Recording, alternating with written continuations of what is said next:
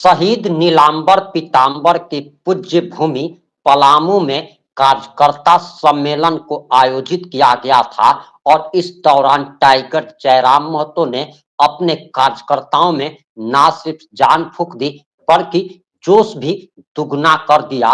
उन्होंने साफ तौर पर कहा कि झारखंड की जनता आज पछता रही है कि अगर टाइगर जयराम महतो के पास विधायकों की संख्या और अत्यधिक होती तब टाइगर जयराम महतो नया झारखंड बनाने में अपना अहम योगदान दे सकते थे। और अगर आप झारखंड के निवासी हैं तब आपको टाइगर जयराम महतो का पूरा भाषण जरूर सुनना चाहिए। नमस्कार, मैं प्रिंस कुमार सिंह और आप देख रहे हैं पॉजिटिव प्रिंस। अगर अभी तक आपने चैनल को सब्सक्राइब नहीं किया है तो खबरों से अपडेट रहने के लिए कृपया चैनल को सब्सक्राइब कर लीजिए और जो लोग ऑलरेडी कर चुके हैं तमाम लोग को सही धन्यवाद। अब वापस आते हैं अपनी खबर पर और आप जरा टाइगर जयराम महतो का भाषण सुनिए। इस क्षेत्र में बसाव करती है उस हिसाब से पलामू प्रमंडल के दृष्टिकोण से अगर देखा जाए, क्योंकि हम भी पलामू जब आए तो गया और औरंगाबाद होते हुए आए, तो इस हिसाब से पलामू को विशेष सुविधा मिलनी चाहिए। और झारखंड सरकार ने जो बातें कही थी, जब हमारी सरकार बनेगी, माननीय मुख्यमंत्री हेमंत सोरेन ने अपने श्रीमुख से कहा था कि पलामू को उपराजधानी बनाएंगे, तो मुझे भी पलामू आकर लगता है, पलामू हम 2 बार आए और दोनों बार आने के बाद जो यहाँ के लोगों का रांची आना जाना जो आवागमन की सुविधा है, तो सबसे पहले पलामू को उपराजधानी के रूप में तब्दील किया जाए। ये हमारी पुरजोर कोशिश रहेगी सदन में इस बात को उठाने की। और निसंदेह चूँकि हम लोग एक विजन के साथ चले हैं 2029 को लेकर, तो उसके लिए झारखंड का हर एक ज़िला, झारखंड का हर एक ब्लॉक, झारखंड का हर एक प्रमंडल, वहाँ से हमें अपार जन समर्थन की आवश्यकता है और उसी लक्ष्य को लेकर हम लोग घर से निकले हुए हैं। देखिए, उम्मीद तो यही लेकर आए हैं कि जिस प्रकार से हम लोग का प्रदर्शन कोयलांचल में रहा, कोल्हान में रहा, दक्षिणी छोटा नागपुर के विशेषकर रांची राजधानी में हमारा जिस प्रकार से प्रदर्शन विधानसभा के चुनाव में रहा, आने वाले समय में पलामू प्रमंडल में भी हमारा प्रदर्शन वैसा रहे, यहाँ भी लोगों का समर्थन हमें वैसा ही प्राप्त हो ताकि हम पूरे राज्य की आवाज़ को और मजबूती के साथ रख सकें। आज कोई भी लोग अगर परेशानी होती है तो निसंदेह वो डुमरी विधायक को खोजते हैं, तो हम भी कभी कभी हमें भी दुख लगता है कि हमारे पास सदन में भी बातों को रखने के लिए काफ़ी कम समय होता है, इकलौते विधायक हैं। तो इसलिए निसंदेह लोगों को जब समस्या आती है, निसंदेह वो पहला नाम जयराम महतो को याद करते हैं। लेकिन उसके लिए अगर व्यवहारिक रूप से देखा जाए, तार्किक रूप से देखा जाए, तो उसके लिए हमारे विधायकों की संख्या भी ज़्यादा होनी चाहिए। तो इसलिए हम लोग प्रयास करेंगे कि जनता की समस्याओं को हम लोग तभी ज़्यादा मजबूती से रख पाएंगे जब हमारे पास विधायकों की संख्या ज़्यादा होगी, हमारी पार्टी मजबूत होगी। तो इसलिए हमारा लक्ष्य है कि पलामू प्रमंडल में भी विशेष ध्यान केंद्रित किया जाए। भाषा की बात एक बार फिर से पलामू में उठा है, क्या रूप होगा? देखिए, हमने शुरू से ही कहा है कि झारखंड को आप एक भाषा के समीकरण में नहीं साध सकते हैं, क्योंकि झारखंड विभिन्न कबीलाएँ, विभिन्न भौगोलिक क्षेत्र में बसाव करने वाले लोग रहते हैं यहाँ, और यहाँ विभिन्न भाषाएँ बोली जाती हैं। तो इस लिहाज से सरकार को एक भाषा विद का गठन करना चाहिए, जिलावार करना चाहिए, और जिलावार भाषा विद का जो रिपोर्ट आए कि वहाँ के जो स्थानीय लोग जो सैकड़ों सालों से इस भूभाग में बसे हैं, जो सिर्फ और सिर्फ झारखंड के हैं, वो किस प्रमंडल में, किस जिले में, किस ब्लॉक में, कौन सी भाषा में अपनी बात को कह रहे हैं, बोल रहे हैं, समझ रहे हैं, और उसके अनुसार जिलावार जो नियुक्ति होगी उनमें उन भाषाओं को इंक्लूड करना चाहिए।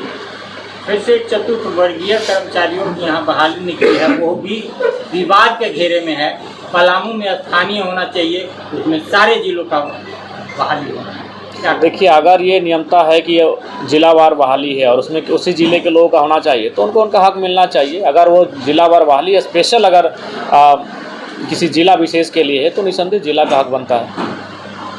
बेरमो से डुमरी अवैध जो कोयला की बात किया जाए, आपके द्वारा कहा गया था कि हम नहीं जाने देंगे, इसमें कितना सफलता आपको मिला? देखिए, सफलता मिली, लेकिन आप भी जानते हैं कि सफलता आपको पूर्ण तभी मिलेगी जब सरकार का भी आपका समर्थन रहेगा। अभी अगर आप किसी भी अगर कोयला के क्षेत्र की बात करें, बालू की बात करें, तो ये आपके आंखों के सामने है किस प्रकार से दरोगा लोग पीछे पीछे गाड़ी को हाँकते, जैसे बैल हम लोग हाँकते हैं तो हाँकते हुए उसको सीमा से अपना पार करते हैं। ये आपसे छुपा नहीं मीडिया बंधुओं, आपने भी बोकारो की घटना को बाकायदा मीडिया के माध्यम से देखा कि किस प्रकार से जो अवैध बालू जो संचालन कर रहे थे वे लोग बड़ा बाबू पे चढ़ के बात कर रहे थे, बोलिए कि आपको हम देते हैं कि नहीं देते हैं महीना का।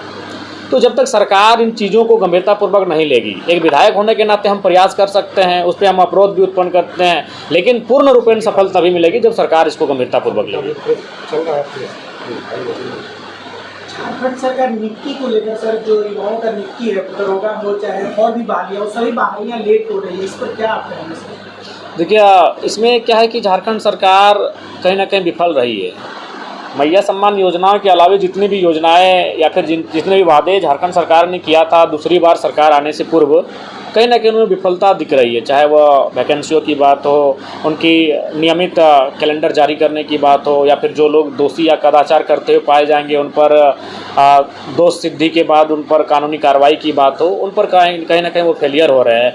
हर एक एग्ज़ाम को लिखने के बाद रिज़ल्ट के लिए, तो कभी रिज़ल्ट में गड़बड़ी के लिए छात्रों को आंदोलन करना पड़ रहा है, उन्हें यहाँ तक भूख हड़ताल, आमरण अनशन का सहारा लेना पड़ रहा है। कभी कभी वो भीड़ आक्रामक हो जाती है, हिंसक हो जाती है। तो ये विषय तमाम बहालियों में देखने को मिल रही है। इसलिए सरकार को संवेदना दिखानी चाहिए, तत्परता दिखानी चाहिए, और विशेष जब भी परीक्षा हो उस पर विशेष नज़र रखनी चाहिए ताकि वो परीक्षा कदाचार ना हो उसमें। सर, अंत में ये जानना चाहेंगे कि आप जिस तरह से कहीं पे घटनाएं रात में भी होती है, अभी 12 बजे रात को आप ले गए थे घटना स्थल पे और आप खुद जाकर के थाना प्रभारी महोदय को फोन किया, उसके बाद उनके द्वारा कहा गया कि वो सेफ जगह नहीं है, आप वहाँ से चले आइए। तो सर, आपकी सुरक्षा के लिए जो लगातार आपकी पार्टी के द्वारा, कई नेताओं के द्वारा अमित शाह जी को आवेदन लिख करके दिया गया, सुरक्षा की मांग की गई, उसके अब तक क्या आप लोगों को उधर से देखिए, उस पर हमारा कोई संज्ञान नहीं है। वो हमारे पार्टी के नेता होने के नाते उनको ऐसा लगता है जी, तो उन्होंने अपने प्रयास किया है। बाकी उसमें हमारा कोई दिलचस्पी नहीं है सुरक्षा को लेकर। और जहाँ तक सवाल है उस दिन की बात, तो अभी बोकारो के जो एसपी थे उन्होंने जो मीडिया में बयान भी दिया था कि सुरक्षा के कारणों से, लेकिन जब हम उनसे पर्सनली मिले, चूँकि अब वो बोकारो के एसपी है नहीं, तो हमें भी बात करने में कोई गुरेज नहीं। उन्होंने कहा कि विधायक जी, आप भी जानते हैं हम लोग को सरकार का पक्ष रखना पड़ता है, लेकिन अगर ईमानदारी से हमको कहा जाए तो बड़ा बाबू को वहाँ जाना चाहिए था, इतना तो डरपोक नहीं होना चाहिए। एसपी महोदय हम लोग, चूँकि वो भी हमारी उम्र के हैं, हमसे 2 साल सीनियर है, 2 साल पहले वो मैट्रिक लिख के आए हैं, चूँकि अब उनका तबादला वहाँ से हो चुका है, इसीलिए बात हम ये मीडिया में कह रहे हैं। उन्होंने स्पष्ट कहा कि देखिए, मीडिया में जो बातें कहते हैं विधायक जी, उसको दिल पे मत लीजिएगा, क्योंकि हम लोग की भी बाध्यता होती है। लेकिन अगर मेरे भी बात को, मैं अगर आपकी जगह होता तो शायद बड़ा बाबू को वहाँ आना चाहिए। तो ये एसपी महोदय ने खुद कहा। हालांकि उन्होंने मीडिया में कुछ और कहा, लेकिन अब वो चूँकि बोकारो के एसपी रहे नहीं, तो इसलिए बात हम भी मीडिया में शेयर कर रहे हैं। अच्छा जयराम जी, लगातार जब जनता दरबार आप लगाते हैं तो कहीं ना कहीं इस पलामू प्रमंडल के लोग भी जो है आपकी समस्या, उनकी समस्या लेकर वहाँ पहुँचते हैं। तो आज पलामू प्रमंडल के दौरा पे हैं, क्या लगता है कि वैसे कुछ समस्या आप तक? बहुत सारी समस्याएं आ चुकी है जी। सुबह से ही लोग अपने आवेदन को दिए, अपनी समस्याओं को दिए, उनको हम लोगों ने अपने फाइल में रख लिया है। और जैसे ही हम कार्यक्रमों से फुर्सत हो जाएंगे उसको पढ़ेंगे और उसके बाद देखेंगे कि किस विभाग से संबंधित फाइलें हैं, उस विभाग से हम टेलीफोनिक भी बात करेंगे और अपने लेटर हेड के माध्यम से उनसे पत्राचार भी करेंगे। क्या लगता है कि जिस तरह से आज पलामू प्रमंडल का दौरा है, तो इसी तरह से हर जगह पे आप जो है जेल कैंप को एक अग्रसर रूप देने के लिए तैयार हैं कि क्या रणनीति? निसंदेह हमने तो अभी फिलहाल, चूँकि अब ये बारिश का मौसम है, इसलिए सब लोग खेती-बाड़ी में, झारखंड खेती-बाड़ी प्रमुख राज्य है, तो फिर जैसे ही बारिश और खेती-बाड़ी का मौसम समाप्त होगा उसके बाद फिर से हम प्रत्येक सैटरडे संडे को किसी अन्य ज़िला का दौरा करेंगे, वो ज़िला जो हमारे कोयलांचल से बाहर हो। जैसे आज हम पलामू में हैं, तो हो सके अगला बार लातेहार में होंगे, अगला बार गढ़वा में होंगे, लोहरदगा में होंगे, साहिबगंज में होंगे, पाकुड़ में होंगे, दुमका में होंगे, गोड्डा में होंगे।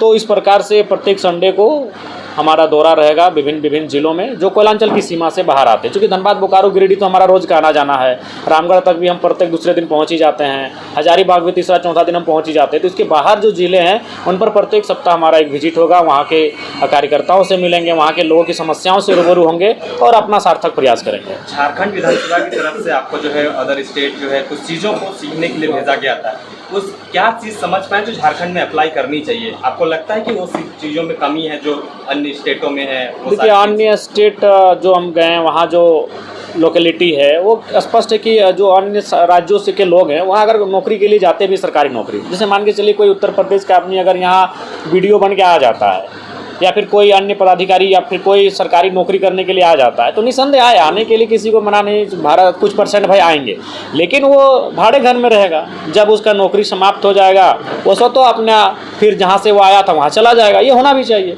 जैसे हम लोग रेलवे में काम करते तो रेलवे क्वार्टर देती है, BCCL में काम करते तो BCCL क्वार्टर देती है। जब हम नौकरी को समाप्त कर देते हैं तो अपना क्वार्टर को छोड़ देते हैं, सारी सुविधाओं को छोड़ देते हैं और फिर अपना गाँव, अपनी मिट्टी वापस चले जाता है। ये होना चाहिए।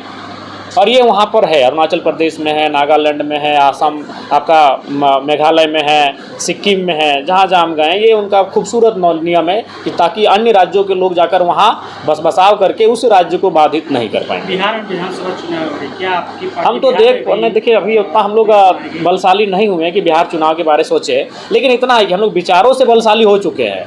प्रशांत किशोर जी नो डाउट आज जो बिहार में काम कर रहे हैं, अब वो वहाँ के लोग क्या सोचते हैं नहीं सोचते, लेकिन झारखंड में जिस प्रकार हम लोग देख रहे हैं एक नई सोच एक नई उभार के साथ आए हैं, तो देखिए उनके भी नेता कहीं ना कहीं जयराम महतो को वहाँ नाम ले रहे हैं, अपने जनसभाओं में जयराम महतो की विचारधारा को रख रहे हैं। और वहाँ नहीं है तो देखिए अभी तेजस्वी जी कहीं ना कहीं उन्होंने झारखंड को देखा, झारखंड को सुना, और वो अब क्या कह रहे हैं कि बिहार में 100% जो बिहार की नौकरियाँ होंगी वो बिहार को मिलेगा।